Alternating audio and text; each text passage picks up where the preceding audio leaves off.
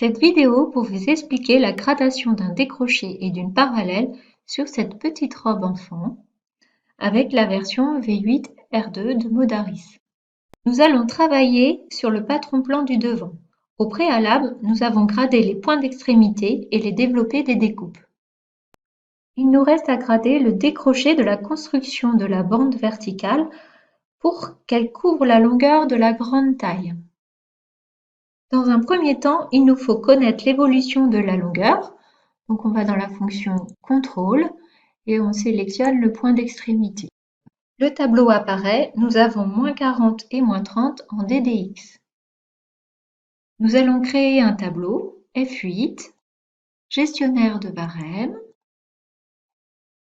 Un tableau apparaît, T3 sur robe, créer un barème, un petit plus apparaît, on le sélectionne avec T1. On va renommer mchart, renommer, je vais l'appeler construction.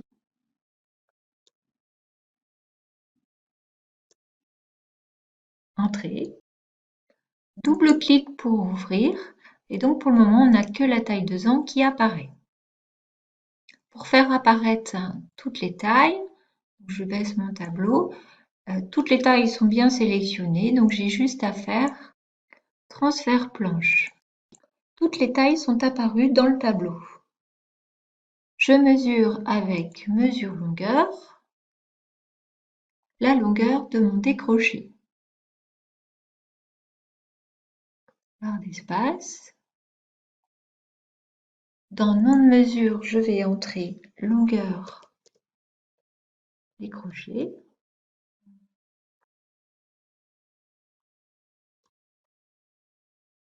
Entrée. Ensuite, le travail dans le tableau, il nous faut choisir l'unité. Donc, je vais mettre millimètres. Dans cette case, j'indique la valeur que nous avons mesurée. Donc, je peux arrondir à 475. Entrée. Je nomme la mesure 1, 2, 3. Donc, dans notre cas, ça va être gradation, décroché. Entrée. Je renseigne dans DDL par taille les pas de gradation. Alors celles-ci sont toujours affichées sur le côté, c'est parfait. Donc je sélectionne bien tout. Donc du 2 au 3 ans, j'ai 40, pardon.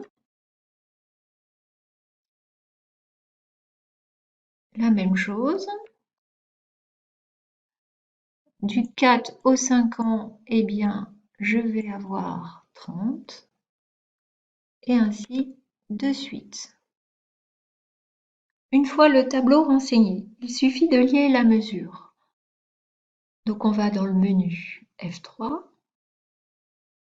activer la fonction liée à une mesure, contrôler l'onglet, cocher réduire la sélection de la mesure au barème courant, fermer, T1 sur le décroché.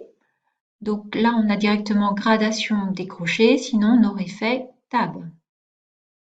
On constate que le décroché s'est gradé et quand on va dans le tableau dynamique, eh bien en fait, le 1, 2, 3 est entouré en rouge, ce qui indique qu'il est bien lié au décroché et donc on a les mesures identiques.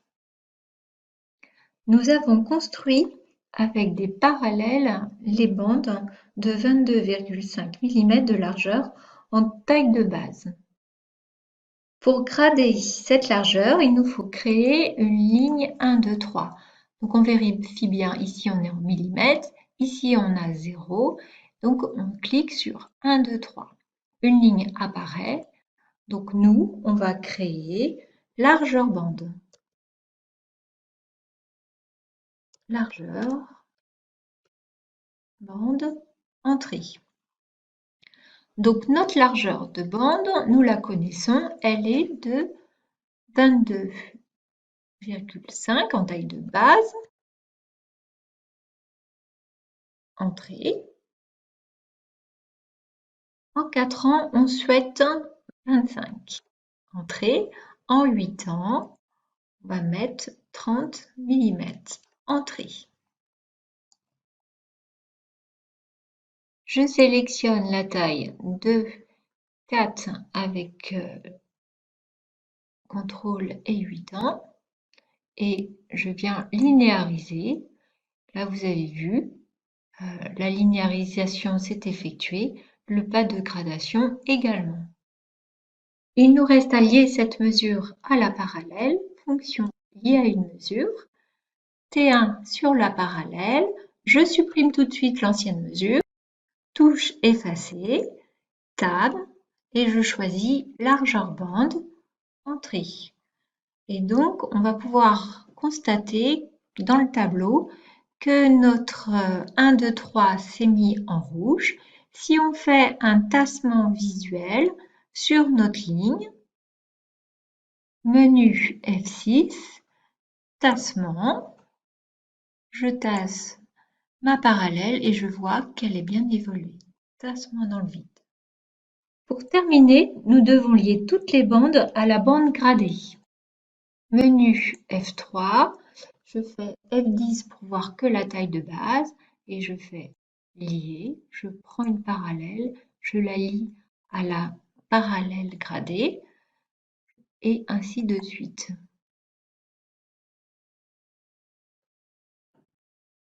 La dernière.